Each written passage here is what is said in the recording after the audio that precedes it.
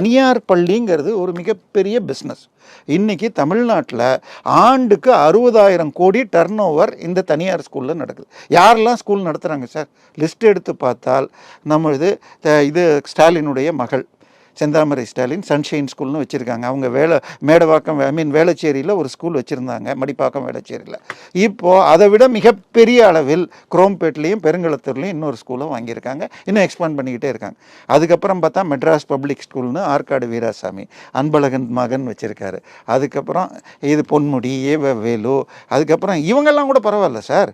நம்ம Joseph Vijay sir Vijay வித்யாசிரம்னு வச்சுருக்காரு. இதெல்லாம் கூட பரவாயில்ல சார். விஜய் வித்யாசிரமம் வந்து ஃப்ரீயாக தானே சார் இருக்குது கல்வித்துறை அப்படிங்களா? அவங்க வெப்சைட்டில் போனால் 23,000 ரூபா ஃபீஸுன்னு இருக்குது நான் பார்த்ததில்ல.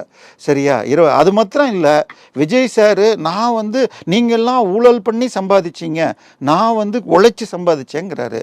அந்த இடம் 4 ஏக்கரோ என்னமோ அவர் வாங்கியதை அவர் 10 கோடிக்கு ரெஜிஸ்டர் பண்ணியிருக்கார். எனக்கு தெரிஞ்சு 2015-16 அந்த இடத்துல ரேட்டு 10 கோடி, 1 ஏக்கர் கூட கிடைக்காது.